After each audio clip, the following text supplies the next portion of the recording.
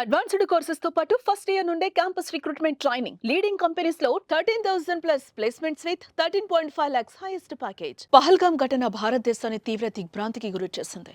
ఉగ్రదాడిలో సుమారు 29 మంది చనిపోయారు. వారిలో ఆంధ్రప్రదేశ్కు చెందిన మధుసూదన్ రావు అలాగే చంద్రమౌళి కూడా ఉండడం తెలుగు రాష్ట్రాల ప్రజల గుండెలు మరింత బరువెక్కాయి. మధుసూదన్ రావు చంద్రమౌళిల భౌతికాయాలు 4 రోజుల కిందట స్వగ్రామాలకు రావడంతో వారి చివరి చూపు కోసం రాజకీయ నేతలు ప్రజలు తరలొచ్చారు.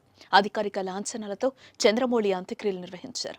నెల్లూరులోని కావల్లో ఉన్న మధుసూదన్ రావు ఇంటికి అనన్య నాగళ్ల వెళ్లి ఆయనకు సంతాపం ప్రకటించారు.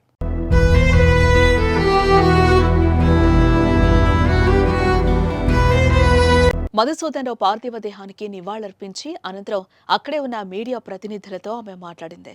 మీడియా ప్రతినిధులతో మాట్లాడిన తర్వాత అక్కడి నుంచి వచ్చేసింది. గురువారం ఇందుకు సంబంధించిన తన ట్విట్టర్ ఖాతాలో ఓ పోస్ట్ పెట్టింది. ఆ పోస్ట్లో పహల్గామ్ ఘటన గురించి చెబుతూ ఎమోషనల్ అయింది.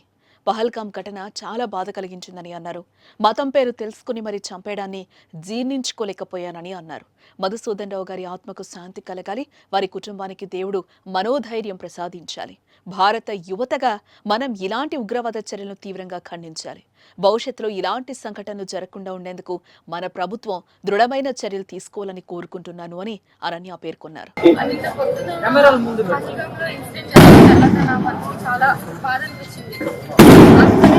ఈరోజు నెలలో ఒక ఈవెంట్ నాకు ఇక్కడికి వచ్చిన తర్వాత తెలిసింది. ఇలా చనిపోయిన వాళ్ళు ఒకరైతే కావలి నుండి కావలి నుండి ఉన్నారు, ఆయన బాడీని తీసుకొస్తారు రావడం జరిగింది.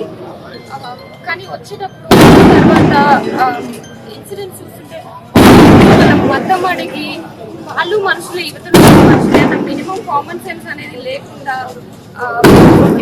డెడ్ బాడీ చూసిన తర్వాత కూడా నాకు అంటే చాలా ఎమోషనల్గా అనిపించింది. అంటే ఒక ఫ్యామిలీ పీపుల్ని పక్కన పెట్టుకొని వాళ్ళని కాల్చి చంపడం అనేది అండ్ వాళ్ళ డెడ్ బాడీస్ చూసినప్పుడు కూడా చాలా బాధగా అనిపిస్తుందండి.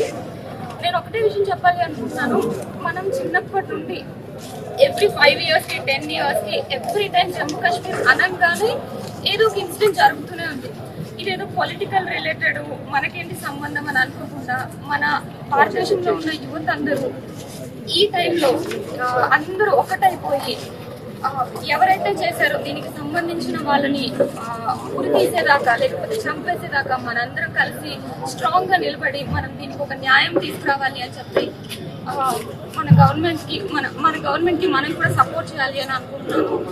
అంటే నేను ఎప్పుడు ఇంత ఎమోషనల్ గా ఇంత మాట్లాడలేదు, కానీ ఇక్కడికి వచ్చిన తర్వాత ఈ సిచ్యువేషన్స్ చూసిన తర్వాత అంటే మానవత్వం అనేది పీపుల్ చనిపోయిందా అంటే చనిపోయిన 28 మందితో పాటు 28 మంది వాళ్ళ కుటుంబాన్ని పక్కన పెట్టుకొని వాళ్ళు చంపేశారు అంటే వాళ్ళకి ఎంత మెంటల్ ట్రామా, జీవితాంతం మా తండ్రి ఇలా చనిపోయారు లేకపోతే మా హస్బెండ్ ఇలా నా కళ్ళ ముందే చంపేశారంటే ఎంత ట్రామా ఉంటుంది.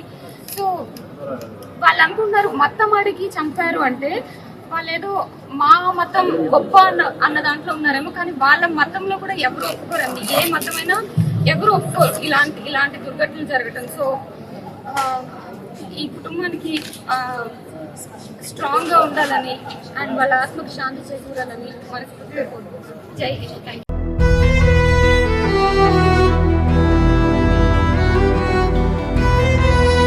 ఉగ్రదాడిని తెలుగు సినీ పరిశ్రమ ఖండించింది. సోషల్ మీడియా వేదికగా తీవ్ర సంతాపం సినీ ప్రముఖులు ప్రకటించారు.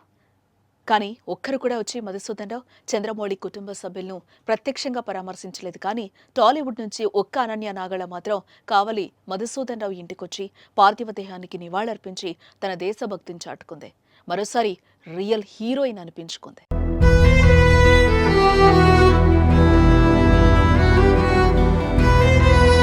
గతంలో ఏపీలో వరదలు వచ్చిన సమయంలో ఏ హీరోయిన్ స్పందించకపోయినా అనన్య నాగళ్ల 2 రాష్ట్రాలకు కలిపి 5 లక్షల రూపాయలు సాయం అందించింది.